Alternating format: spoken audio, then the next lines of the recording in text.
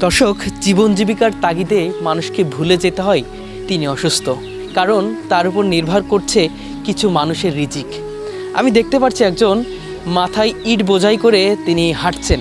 আমি যতটুকু শুনেছি তিনি ঠিকমতো নিজেই হাঁটতে পারে না, তবে মাথায় এমন 10 থেকে 15টা ইট বোঝাই নিয়ে তিনি কিভাবে হাঁটছেন, তার আসলে জীবনযাপনটা কতটা কষ্টের, কতটা বেদনার, সেটাই আজকে আমরা আপনাদেরকে দেখানোর চেষ্টা করব। আসলে প্রতিটা মানুষের জীবন নিজ নিজ জায়গা থেকে একটি সংগ্রামের।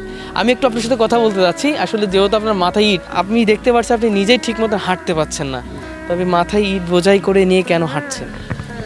ভাই আমার কষ্ট হয় ভাই, আমার একটু কাজ বেশি, আমার স্ত্রী আছে, আমার বাচ্চা কাচ্চা মানুষ করতে হবে, তাইতে আমি এই কষ্ট কাজ করি।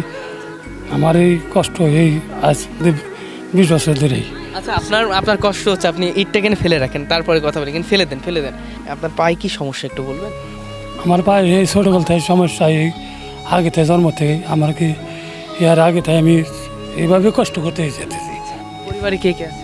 এবার এক ছেলে এক মেয়ে বিয়ে দিছি, ছেলে ছোট। ছেলে বড় হলে তবুও আসলে সংসারে হাল ধরতে পারে। হ্যাঁ, তবে আমার এই দিন আমি কষ্ট করে নেবো। এই পা নিয়ে কি আসলে চলাফেরা করতে কষ্ট হয় না? হ্যাঁ, কষ্ট হয়, কষ্ট অনেক করুন নেবো আমার ভাই। অন্য কাজ করলেও তো পারে। অন্য কাজ করতে করি, অন্য কাজ করি, এটা হয়। একটু আপনাদেরকে দেখাই, ওনার পা কিন্তু আমাদের পা যেমন সোজা বা সুন্দর, ওনার পাটা কিন্তু এমন না, এক কথায় বাঁকা তেড়া পা। আর আমরা যতটুকু শুনেছি জন্মগতভাবেই কিন্তু তার পায়ে এই সমস্যা। আমি যতটুকু দেখেছি তিনি সঠিকভাবে অর্থাৎ ঠিকভাবে নিজেই হাঁটতে পারে না।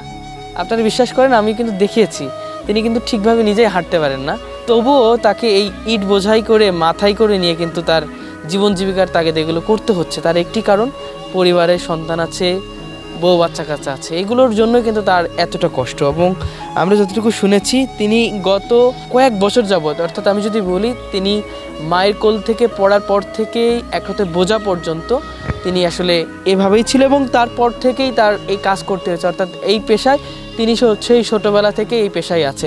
আমি ভাই একটু জানতে চাচ্ছি আপনার কাছে, এই যে পানি আছেন, কখনো আসলে কোনো সমস্যা হয়েছে কিনা, বা কখনো পড়ে যে সমস্যা হয়েছে? না না না না না না না, কোনো পড়ে যাননি, একদম জন্মগত? এটা জন্ম করে।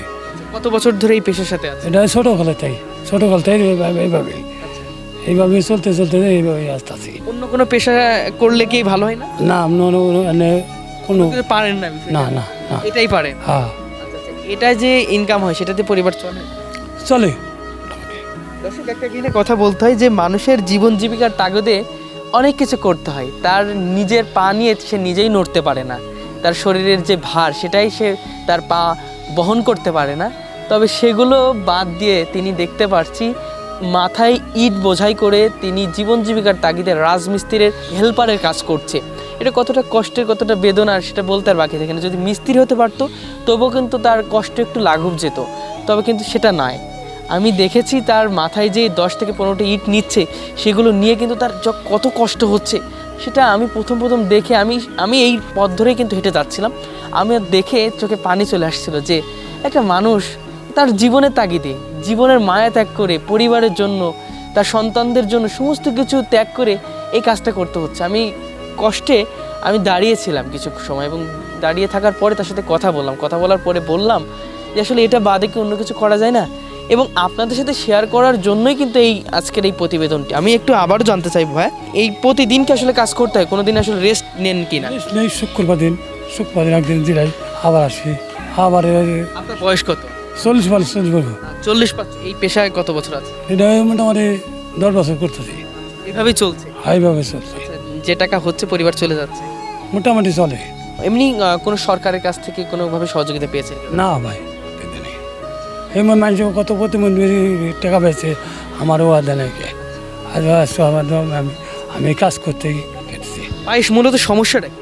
পায়ে তো ছোটোবেলাতেই মানে সঠিকভাবে হাঁটতে পারে না। একটু দেখাবেন আপনার পায়ে কি কি সমস্যা? মানে ওই যে ব্যাক আমার আসলে পাটা আসলে বেকার, এটা হলো মূল সমস্যা।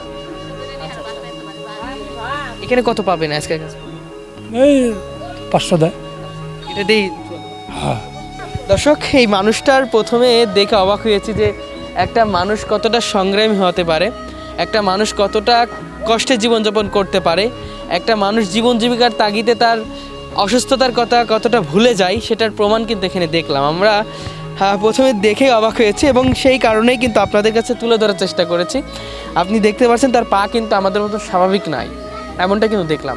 এসব মানুষকে আসলে স্যালুট দিয়ে ছাড়া আর আমাদের কিছুই থাকে না, কারণ এইসব মানুষগুলো আছে বলেই আজকে আমরা কিছু শিখতে পারছি। কারণ আমাদের অনেক সুস্থ মানুষ আছে যারা অবৈধভাবে ইনকাম করছে, অনেক এক কথায় মানুষের উপর জুলুম করে ইনকাম করছে। তবে এই মানুষগুলো জীবন জীবিকার তাগিদে নিচে অসুস্থতার কথা ভুলে যায়, এটা আসলে কল্পনা করা যায়?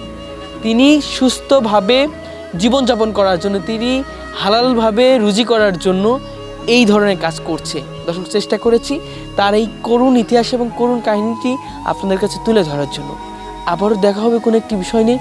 সেই পর্যন্ত ভালো থাকবেন, সুস্থ থাকবেন। সবাইকে আল্লাহ হাফেজ, আসসালামু আলাইকুম।